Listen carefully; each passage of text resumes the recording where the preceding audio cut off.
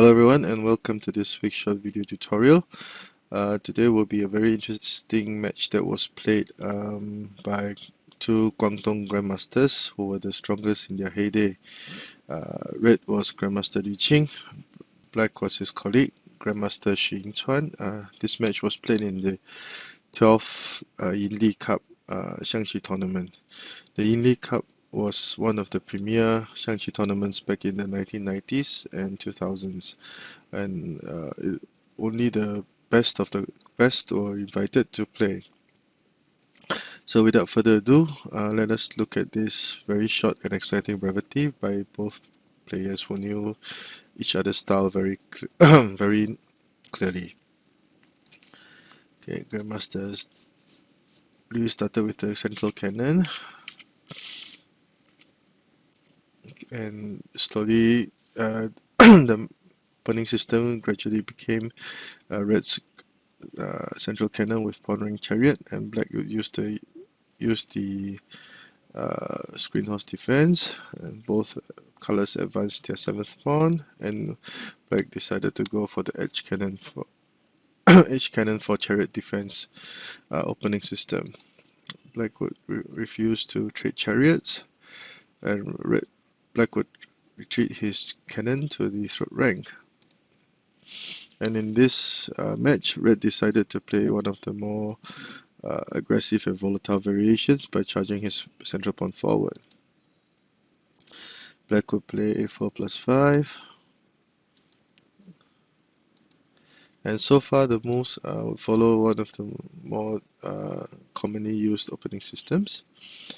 And instead of developing his left flank, red would go for a rapid development, a rapid attack on the central file, while black would be compensated with an attack on this rather empty flank.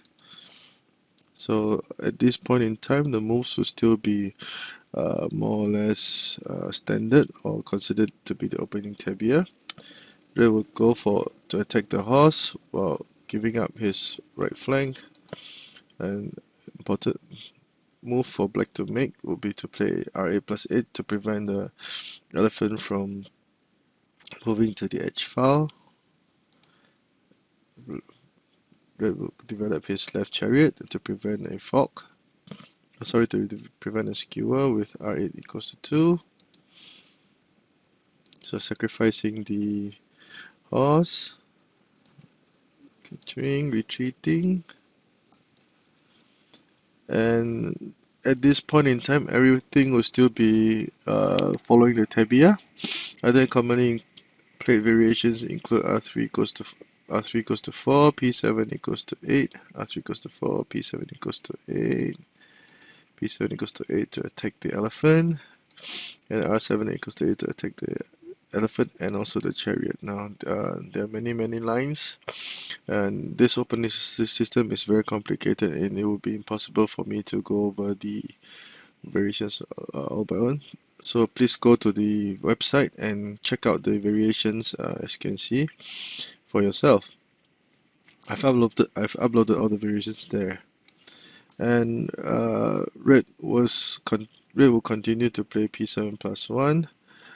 This was the way to play this position back in the 1990s,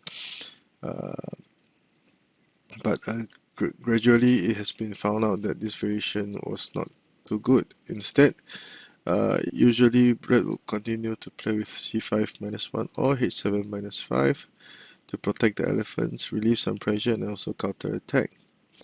But in the match, Grandmaster Lv Qin played P7+1, and black chose to trade horses,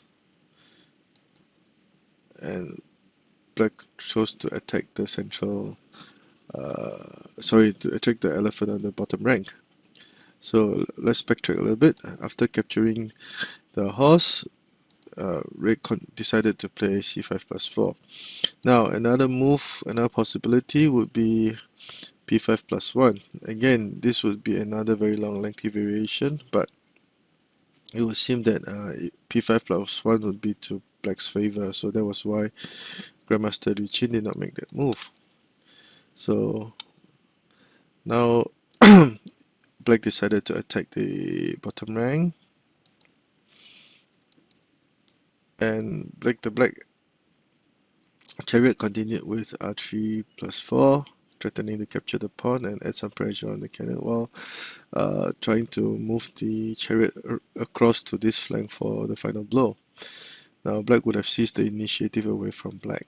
So that is why, if we were to backtrack a little bit, this move was, this variation is now not very often seen because it will allow black to gain control of the game. Sorry.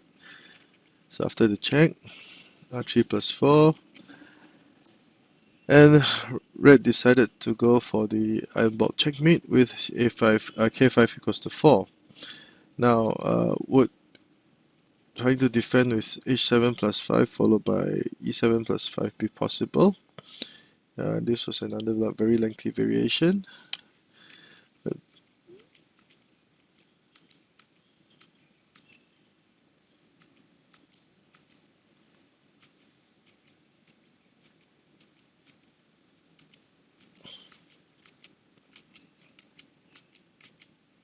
As can be seen, black would have a winning position at this point in time. So that is why E7 plus H7 plus 5 is not viable either. Now these are the more commonly seen opening lines for this variation.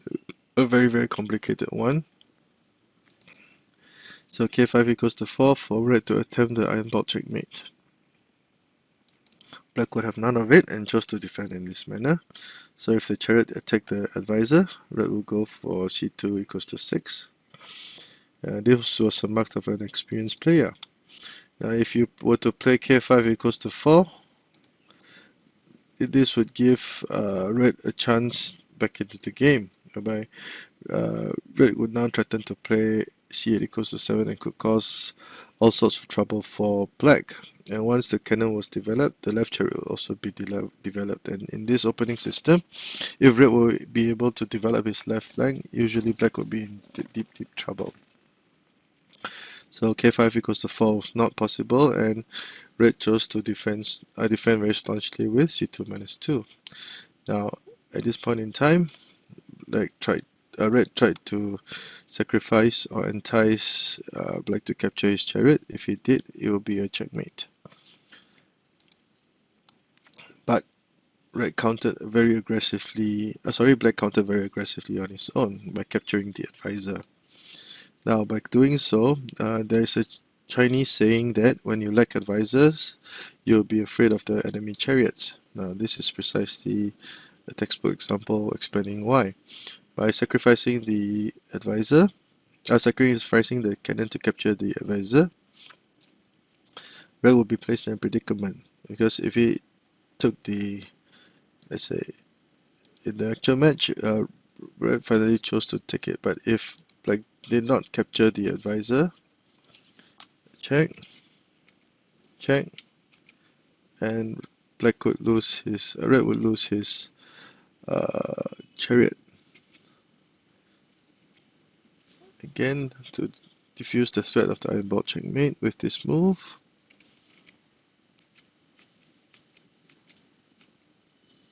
And as can be seen, after fending off red's initial attack, red would not be able to continue his attack, and black would have the winning position at this point in time.